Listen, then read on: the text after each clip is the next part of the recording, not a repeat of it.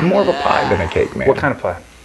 I like the fruit pies. So any like. Hey guys, welcome to the show. I am so excited because we have Tommy Boy recording artist Jamar Rogers in the house. What's up, brother? Thanks for having me, man. Yeah. So we're kind of having fun here, and we're talking about Tears for Fears, The Hurting from 1983 on Mercury Records. And you brought this to us. I did. Well, it just turned 30 years old, so happy birthday. Right. Happy birthday. And I think it'd be a good time to talk about it. Right on, man. And I have a few standout tracks. You have your own. Yes, I do. So let's get into it. Right on. Let's check out the biggest hit off the album. On side 1, track 2, Mad World.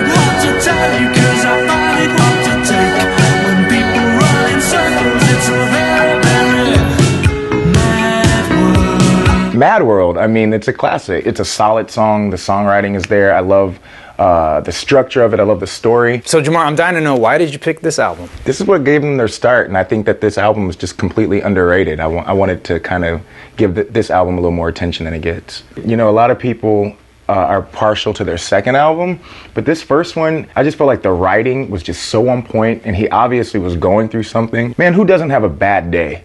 You know, who doesn't sometimes just fall into self-pity and feel really sorry for themselves? Basically, they just put music to that. And yeah. I love it. To me, soul music isn't just defined by any particular genre. To me, soul music is someone that's singing from the soul, and then it touches other people's souls. And that's what makes this album so great. That's the beauty of art. You know, you're expressing things that you've gone through. And me being a singer-songwriter, I put all of that into my music.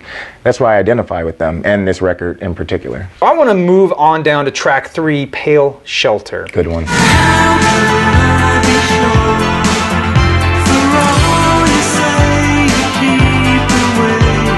The Tears for Fears were formed around 1981 by Roland Orzabal and Kurt Smith. They were previously in a mod revival band called Graduate, and they got their name primarily because they would play Mrs. Robinson for every show. I mean, maybe almost every show, and that's taken from the film The Graduate, where that song is featured, I swear, every 30 minutes. Have you seen that movie? Oh, yeah. So good. It's good, but man, do they kill that song. Anyway, so at the same time, there were also session musicians for this band called Neon, who just happened to also feature 2 guys that went on to form Naked Eyes. And it blows my mind because there you have 4 guys that went on to form 2 huge bands. Of course, Tears for Fears, I would argue, is a much bigger band. But still, just the fact that time and that place fostered such great bands, it always makes me wonder, how does that happen? Because that's not the only time. I mean, there was Seattle, there's New York, and there's LA at all these different times. It's like this wave that just happens. Why do you think that is? I think that it depends on what's happening politically and different socioeconomic statuses. And then you think about the music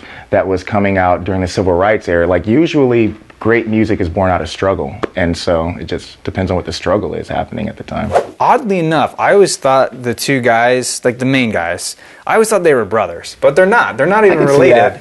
They were like emo before emo was emo. They have that hair, and they have like those silhouetted shots where they're singing real heavy. And they have that look in their eyys, yeah. And those sweaters. So great, though. So great. Can you imagine if they tried to come out nowadays? People would laugh. People wouldn't know what to do with them. So let's jump on down to track 5, Memories Fade.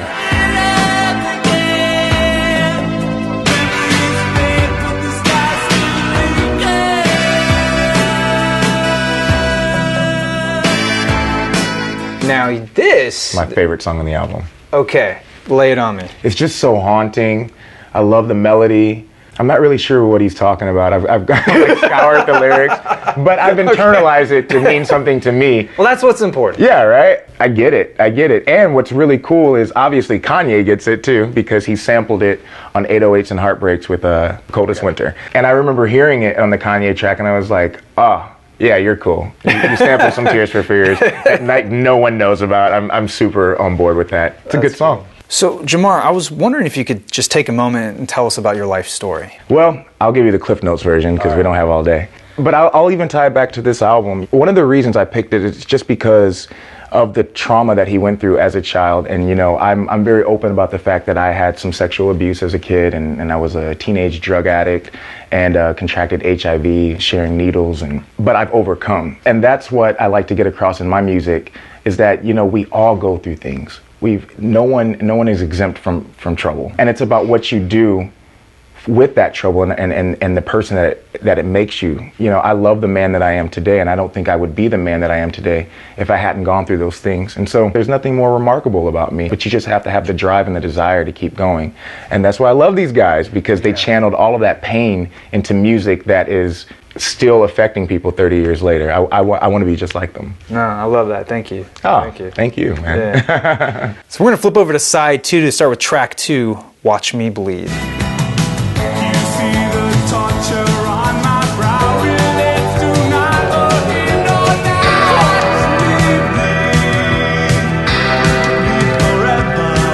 I really dig this track, and I have a small confession to make to you.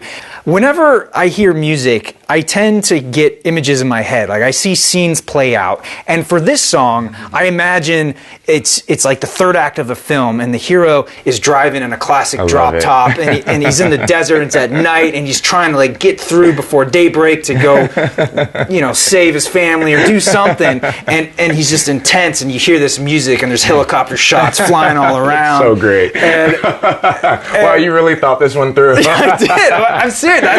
Certain songs will do that, and then that's just part of my nature. And you definitely like. I get into the lyrics. I get into the emotion. I feel the emotion. I try to. That's what makes music so great. You can interpret it however you want. You see things, and I feel things. So that's. Well, that's awesome. not. Yeah, that's not to say we don't interconnect. Sure. Like, I'm sure you see stuff, and I feel stuff for sure. Lyrics come secondary.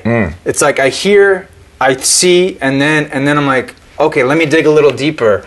Oh wow, this You're is poetry. a filmmaker? Well, hey, come on now. Okay. What do we got going on here? That makes sense, though. That makes sense. That's how you see your art. I love that. Yeah. That's really cool. So we're gonna end with their second single off the album, track 3, Change.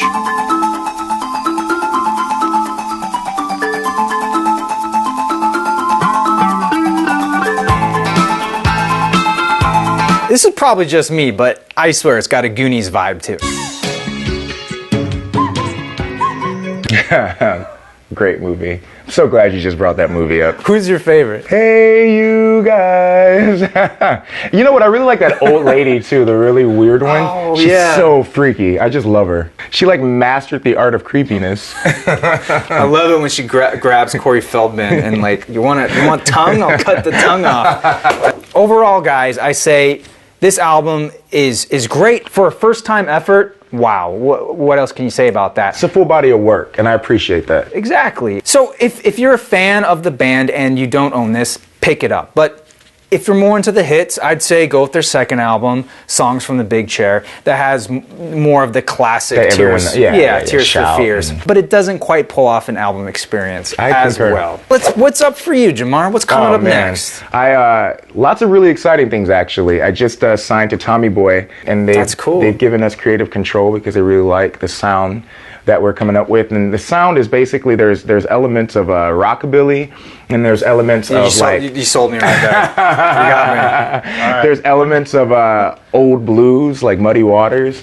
There's a little Otis Redding in there. I wanted and some Americana. I wanted the music to be mass appealing. You know, I didn't want to marginalize my audience. So the first single will be out October 8th. It's called Drink of You, and the video will be out a couple of weeks after that. It's a super rad video. Please, do yourself a favor, check out Jamar. Go to his website. His album drops very soon, so look out for it. I know it's going to be great, and it's going to be on vinyl. How cool is that? There's no reason not to check it out, guys. Right on. Jamar, thank you again, man. Thanks, man. It's been cool being here. Yeah, I really appreciate it. This is great. All right, guys. I'm your Vinyl Geek. And I'm Jamar Rogers, chilling in the vinyl pad. And we'll catch you on the flip side.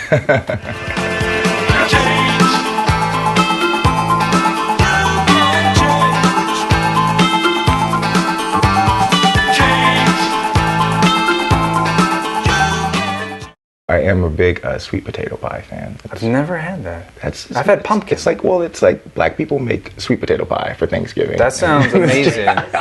It's the truth.